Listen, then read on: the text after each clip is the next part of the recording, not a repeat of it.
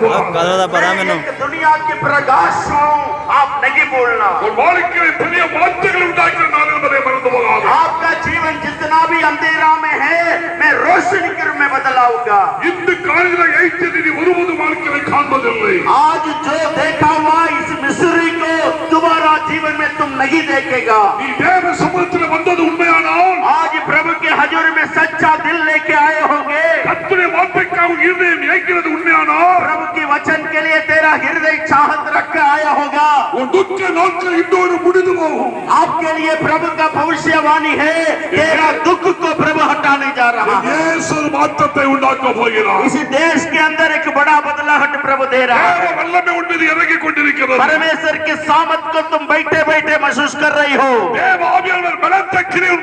परमेश्वर की आत्मा इसी वक्त तुम छू रहा है।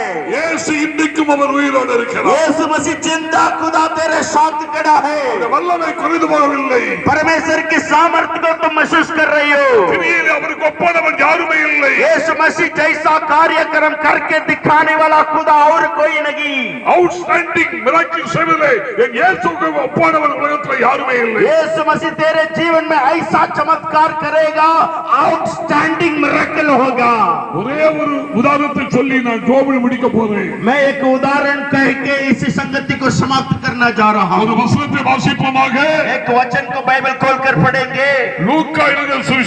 लूका की सुसमाचार 7 अध्याय की, लूका 7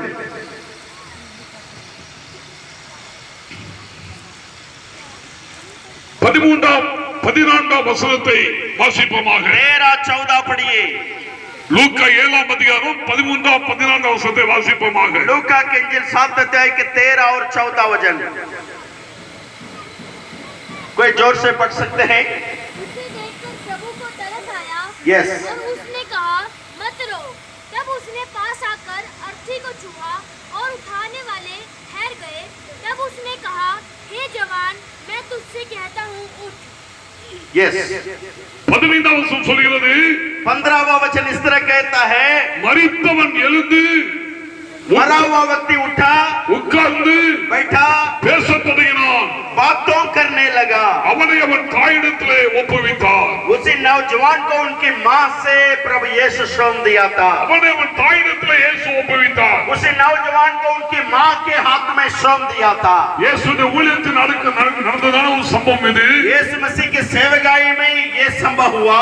இயேசு கப்பர்நகூம் எனப்பட்ட இடத்திற்கு ஊழியம் செய்ய முடியாமல் கடந்து சென்றார்। यीशु मसीह ने कफरनहूम करके एक शहर में प्रचार करने के लिए गया।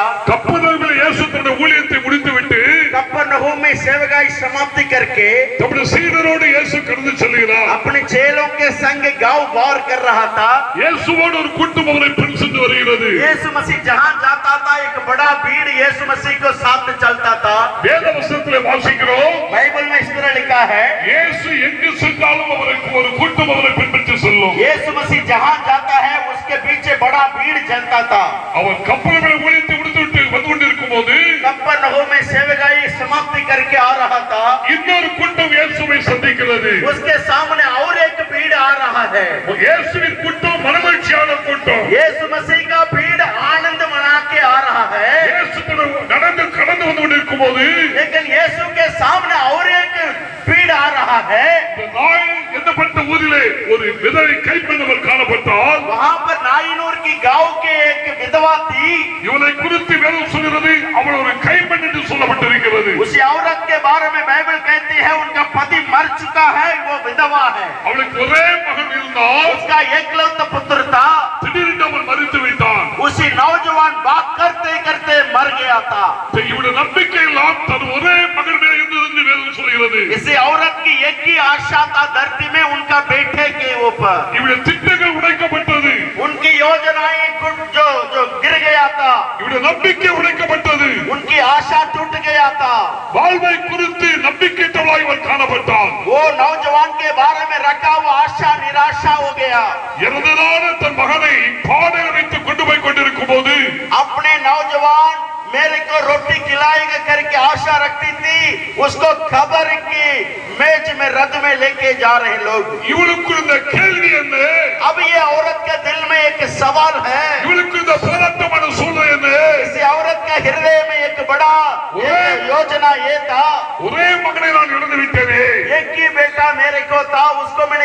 चुका हूँ। என் வாழ்க்கை சூனியமாய் மாற்றப்பட்டு விட்டது. आज मेरे जिंदगी अंधकार हो गया। என் எதிர்பார்ப்புக்கு மேலான காரியங்கள் வாழ்க்கையில் சம்பவித்துக் கொண்டிருக்கிறது. मेरा भविष्य अंधेरा हो गया। என் மகனை குறித்து ஒரு வாழ்க்கையில் பெரிய கோட்டை கட்டினேன். मेरे बेटे के बारे में मैं बड़ी कल्पना करके जी रहा था।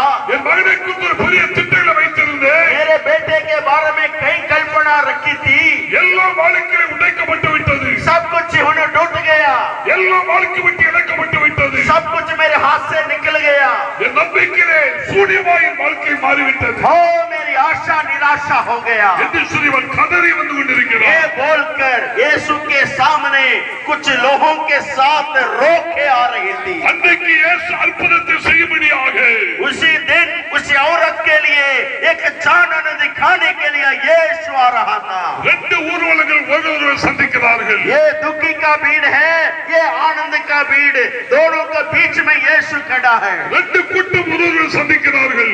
दोनों भीड़ के लोगों ने आपस मिल रहे हैं। ஒன்று இயேசுவின் கூட்டம், एक यीशु का संगति, இன்னொன்று துக்கத்தினாலே அழுது உடைந்து போனதான கூட்டம். एक मरा हुआ शव के लेके आ रहा है रोने का भीड़। இயேசு நின்றார். यीशु ने खड़ा करके பாறை தொட்டார். उसी नौजवान के शव को छुआ। அந்த மகனை உயிரோடு ஆண்டவர் எழுப்பினார். उसी लड़के को हुक्म किया, उठो जिंदा हो जाओ। நேரம் இல்லைனால வேகமாக முடிக்க போகிறேன். मैं जल्दी समाप्ति करूं। என் கர்த்தருடைய வார்த்தை சொல்கிறது, मेरा यीशु की वचन कहती है, என் மகனை ஆண்டவர் உயிரோடு எழுப்பி उसी नौजवान को यीशु मुर्दियों से जिंदा किया था।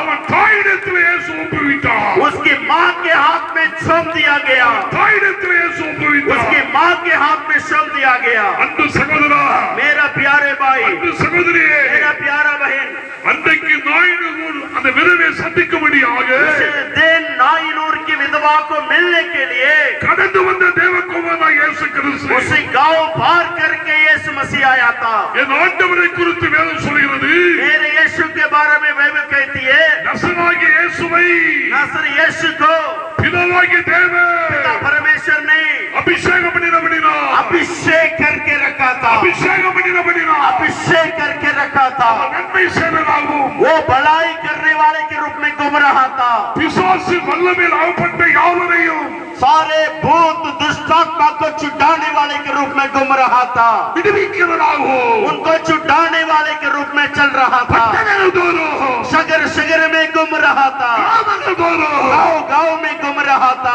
இயேசு சுற்றி திரிந்தார் என்று வேதத்தில் வாசிக்கிறோம். मेरा यीशु चलता फिर के सेवा किया करके वचन कहती है। கர்த்தர் நன்மையானதை தருவார். यीशु मसीह आपकी सेवा करने के लिए आया। சவால் விட்டு இயேசுவின் நாமத்தில் சொல்கிறேன், मैं यीशु के नाम से चुनावत देता हूँ। உன் வாழ்க்கை இயேசு நன்மையான காரியத்தை தேவன் செய்ய போகிறார். आपकी भलाई चाहिए तो यीशु के पीछे आया करो।